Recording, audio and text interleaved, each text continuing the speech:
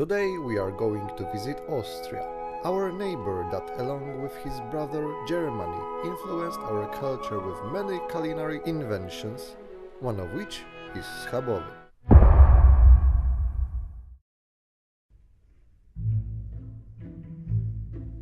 Once upon a time there was a small country called Austrian Empire.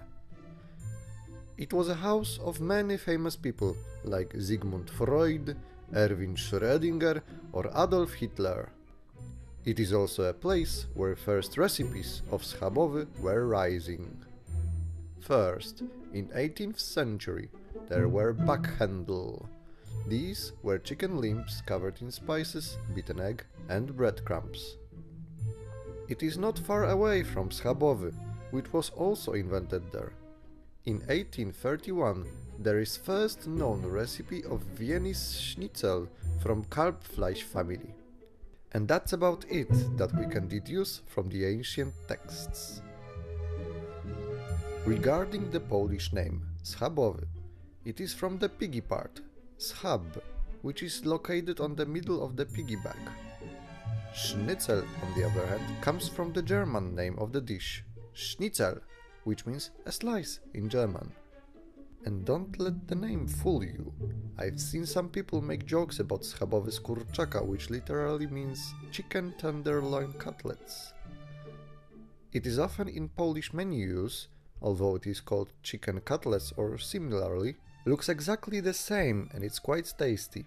So be sure to try that too. It's simply made of chicken breasts. You will need pork tenderloin. Now let's stop for a second. As you may see there, I store them in freezer, having 2 slices per bag. It is generally a good solution if you don't know how many guests you are going to have, and they generally come in pairs. Now let's get back to the video. Egg, breadcrumbs, flour and spices, salt and pepper. You may also use marjoram or thyme if you want it more earthy. Also, prepare a tenderizer and a plastic bag if you want to keep your kitchen clean. Slice it open so that you only have one layer. Tenderize the meat. Use a plastic bag to cover the top part and heat it a couple of times. Flip it over and repeat the process. If you have no plans of doing that, you are going to get tough cutlets.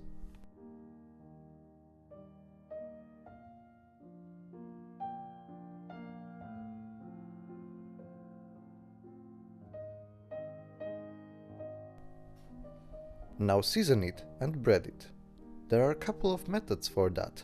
The most common includes seasoning it on the same piece of wood you've been tenderizing meat and then using 3 dishes to cover cutlets in flour, then egg and lastly in breadcrumbs.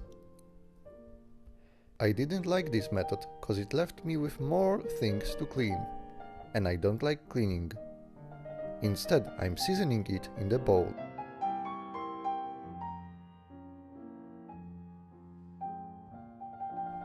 After seasoning, I also add flour and egg and mix them together. It creates the creamy coating that will be a perfect base for breadcrumbs.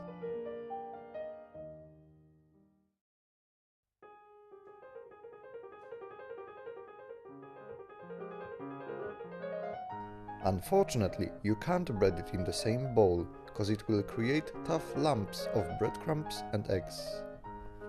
Use a separate one.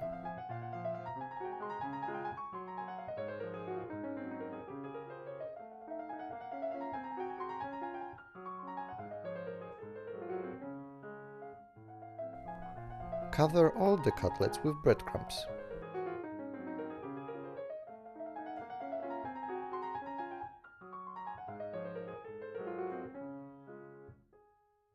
They should look like that.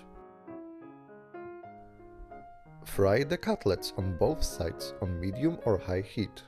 Regarding the previous step, you can bread the cutlets just before the frying. There will be no difference in taste or texture. It saves a little bit of time and I often do that, but not so agile cooks will surely spill some breadcrumbs between the bowl and pan. I also do that often.